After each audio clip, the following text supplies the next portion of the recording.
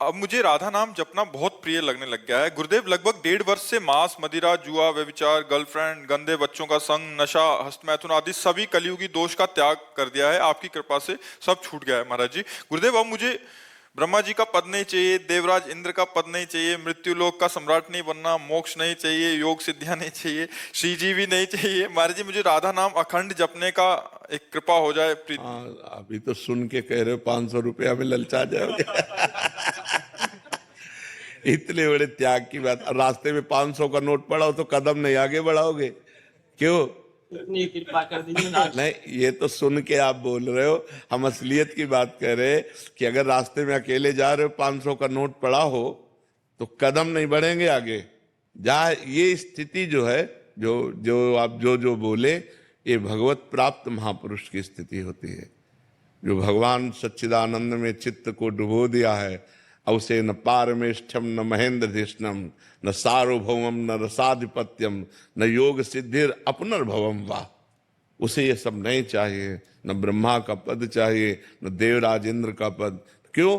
क्योंकि वो ब्रह्मा को भी दुर्लभ जो भगवदानंद है वो उसे प्राप्त हो गया है। अच्छा रसगुल्ला और सब भोजन हो तो भगवान को भूल जाएंगे। वहां कह रहे ब्रह्मा का पद नहीं चाहिए, योग की सिद्धि नहीं चाहिए, देवराज इंद्र का पद। बड़े बड़े ऋषि मुनियों के मन में क्षोभ पैदा कर दे तो अभी क्या सुना के बोल रहे सुना के बोल रहे। अभी माया का प्रभाव तो देखा नहीं है, पर बच्चे ऊपर बहुत अच्छी मांग है तुम्हारी, बहुत अच्छी मांग है। स्वरूप तो महाराज जी से अलग है। स्वरूप भी अलग है। हमने बहुत अच्छा है, बहुत बुद्धि काम कर रही तुम्हारी। नाम जप करते रहो, ठीक है? हाँ, खूब नाम जप करते रहो, बहुत बढ़िया है, बहुत बढ़िया जी। प्रदीप त्रिपाठी जी। राधे राधे महाराज। राधे राधे महाराज जी। महाराज जी, आप एक उत्तरकांड की एक वर्णन कर रहे हैं। नहीं अनीति नहीं कछु प्रभुताई, सुनहु करहूं जो तुम्हीं सोहाई। महाराज जी, जब हम परम पिता परमात्मा के ही अंश हैं तो वे हमें सीधा मार्गदर्शन देकर भगवत प्राप्ति की ओर अग्रसर क्यों नहीं कर देते महाराज जी? वे हमें ऐसे विकल्प ही क्यों देते हैं कि जिससे हम इन तुच्छ भोगों में फंस जाएं? दिया तो सीधा ही मार्ग है, भगवान ने विकल्प तो दिया नहीं, सीधा मार्ग दिया है। ममई वांशु, भगवान करे तू मेरा अंश है। और गीता जी में स्वयं प्रकट होकर बोल रहे नहीं, वो भ्रम में तो नहीं डाल रहे ना। वो कह रहे अनन्य चिंतयन्तो माम, मेरा अनन्य चिंतन करो। ये जना परिपासते, जो मेरी उपासना करते हैं, तेषाम नित्याभियुक्ता नाम योगक्षेमम भाम्यम। ठेका मैं लेता हूँ, अनंत ब्रह्मांडों के स्वामी कह रहे। आपका प्रश्न है तो भगवान कह रहे ठेका तो मैं लेता हूँ तुम्हारे योग और क्षेम का, तुम केवल मेरा अनन्य चिंतन करो। भगवान और किसी कार्य के लिए नहीं आदेश कर रहे हैं। मन मना भव मद भक्तो माद्याजी माम नमस्कुरु। मेरे मन वाला बन, मेरा भक्त बन, मेरे को नमस्कार कर, मेरा चिंतन कर, तेरा मैं देख लूंगा, तू मेरा चिंतन कर। तो सीधा रास्ता नहीं दे रहे भगवान, लेकिन हम भगवान का चिंतन न करके भोगों का चिंतन करते हैं। भगवान को अपना न मान कर शरीर और शरीर संबंधियों को अपना मानते हैं। भगवान में सुख न मान करके संसार की वस्तु, व्यक्ति, स्थान, इनमें सुख मानते हैं।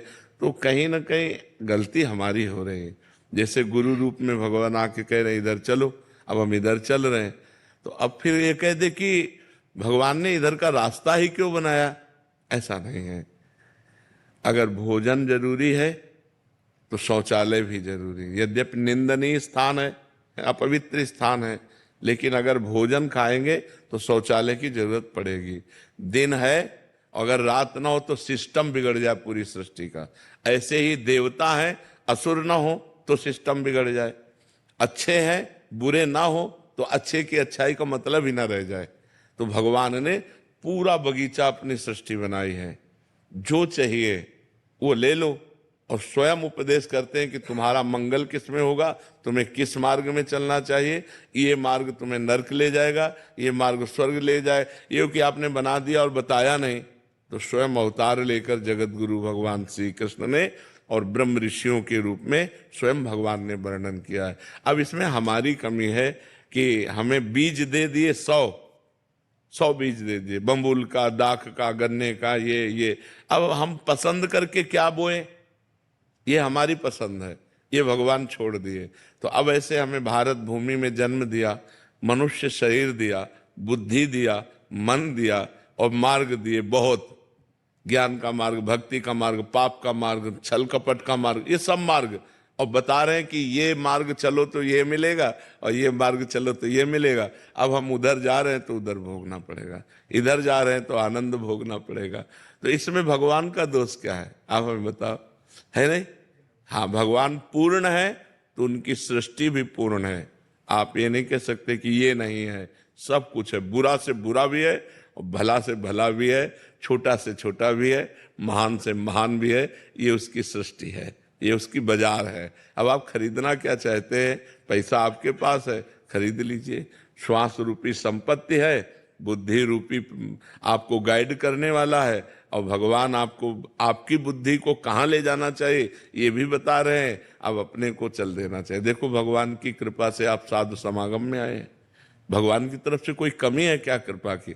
अब आप अगर साधु समागम करके भी असत मार्ग में चलें और कह दें कि भगवान को दोष दें, तो हमें लगता है उनकी कृपा ही कृपा हमारे ऊपर है, उनकी वास्तविक कृपा हमारे ऊपर है, हम समझ नहीं पा रहे। अगर हम समझ जाएं तो हम गलत मार्ग में चलेंगे नहीं, सही मार्ग।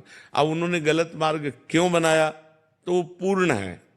पूर्ण तभी होता है जब सब कुछ हो, पूर्णता तभी मानी जाती है जब सब कुछ हो। तो हमारी भगवान की सृष्टि में सब कुछ है।